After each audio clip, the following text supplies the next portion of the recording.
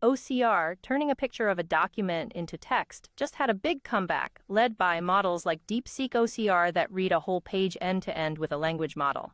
They're remarkably accurate. But they have one nagging weakness. The longer the document, the slower and hungrier for memory they get.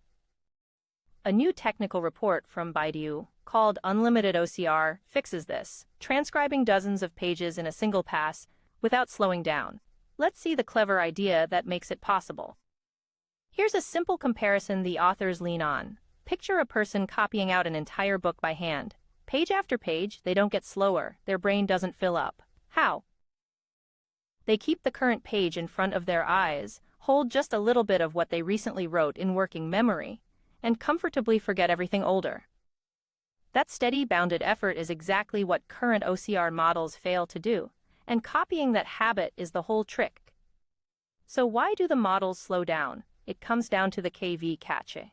As a language model writes, it stores a representation of every token it has already produced, so it can attend back to them. Write more, and that cache grows and grows. Memory usage climbs, and each new token gets more expensive to generate, because it has to look back over an ever longer history. For a few sentences, that's fine. For a 50-page document, it's a wall. Let's set up the pieces. A modern end-to-end OCR model has two halves. A vision encoder turns the page image into a sequence of tokens, and a language model decoder reads those tokens and writes out the document text, preserving layout, tables, even formulas. Using a language model as the decoder is what makes these systems so accurate. It brings a rich prior about how text and language work. But it also inherits that growing KV cache, which is the cost we have to tame. The first ingredient comes from DeepSeek OCR, its encoder, called Deep Encoder. It compresses ferociously, taking a full 1000 by 1000 pixel page and representing it with just 256 visual tokens, a 16 times compression. And here's the property that matters most: those visual tokens are computed once up front and then never change during decoding. The page is a fixed reference, not part of the text the model is busily generating. That observation unlocks everything. There are two kinds of things in the model's context. The page, which is static, it's always available to look at, but it never grows. And the text being written, which does grow, token by token. So the real question becomes, do we really need to remember every single word we've already written? For copying a document, no. We need to always see the whole page, but only remember the words we wrote recently. That's precisely what reference sliding window attention, or RSOEA, does, and this figure is its heart. On the left is ordinary full attention. Every new token attends to everything before it, so the working memory region, in red, keeps growing, and so does the KV cache. On the right is RSOEA. Each token still attends to all the reference tokens, the page, but for the text it only looks back at a fixed window of recent tokens, 128 by default. The window slides forward as it writes. Look at the consequence on the right side of that diagram. Because the model only ever keeps a fixed window of recent text tokens, plus the fixed set of page tokens, the KV cache stays a constant size from the first word to the last. Constant memory and constant per token cost, no matter how long the document gets. The quadratic wall is simply gone, replaced by steady, linear, human-like effort. You might ask, sliding window attention already exists, why invent something new? Because a plain sliding window would also slide right off the page, the visual tokens would drift out of the window and be forgotten, so the model would literally lose sight of what it's transcribing, and the output would blur and drift over many pages. RSOEA's fix is in its name, reference. It always keeps the visual tokens in view and excludes them from the sliding, so the page never fades. Put it together and here's the system, with the human metaphor drawn right alongside it. On the left, a person focuses on the book, holds working memory, knows roughly where they are, and softly forgets.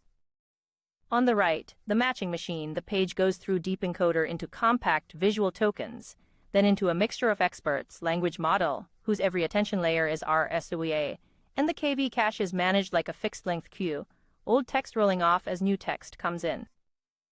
It's worth savoring how cleanly the metaphor maps. Focus the book becomes always attending the visual tokens. Working memory becomes the recent output window. Forgetting becomes old tokens leaving that window.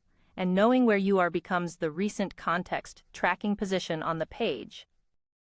The model isn't vaguely inspired by humans, it's a fairly literal mechanization of how a person copies a book. Now the obvious worry. If you throw away most of the attention, surely accuracy suffers. It would be a fair guess. Remarkably, the opposite happened. Unlimited OCR scores 93% on the OmniDoc Bench v1.5 benchmark, a 6-point improvement over the DeepSeek OCR baseline it started from. Trimming attention down to the page plus a recent window didn't just preserve quality, it improved it. By forcing the model to focus on what actually matters, the page and the recent text, RSWA seems to cut out distracting noise from the distant past. And the headline capability, the long horizon one. Within a standard 32,000 token context, unlimited OCR transcribes dozens of pages of documents in a single forward pass. No splitting the document into chunks, no looping page by page, no refeeding context. One shot, start to finish. That's a qualitatively different way to handle long documents. Here's the efficiency, head-to-head. At a short output of 256 tokens, the two models run at essentially the same speed. But as the output grows, DeepSeek OCR's throughput steadily declines, exactly the KV catch slowdown, while unlimited OCR holds roughly flat. By 6,000 tokens, unlimited OCR is about 35% faster. The longer the job, the bigger the win.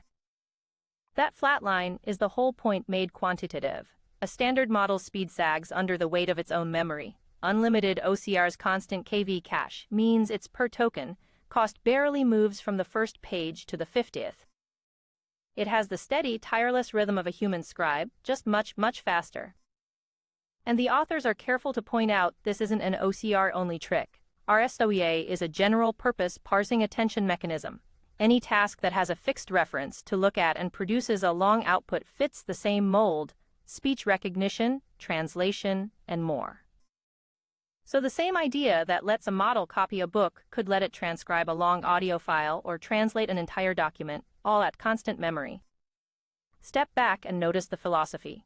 The brute force way to handle long documents is to keep scaling the context window and pay the rising cost. This work does something more elegant. It changes how attention is structured so the cost simply stops rising. It's a concrete demonstration that linear complexity language model architectures can be practical, even advantageous, for real long horizon tasks, and the code and weights are open sourced. A few honest caveats. The model still operates within a finite context, 32,000 tokens, so it's unlimited in spirit, not literally infinite yet. Encoding all those pages up front, the pre-fill, still takes time. The whole approach leans heavily on that very high image compression. And the authors note the natural next step, letting the model flip through pages, loading and releasing them like a human turning leaves to reach genuinely unbounded documents. So here's the elegant idea in one breath. To read like a human, don't remember every word you've written, keep the page in view, hold only your recent words in working memory, and softly let the rest go. Build that into attention as RSWA, and an OCR model gains a constant KV catch, steady speed across dozens of pages, and, surprisingly, better accuracy. Sometimes the path forward isn't a bigger model or a longer context, it's a smarter, more human way of paying attention,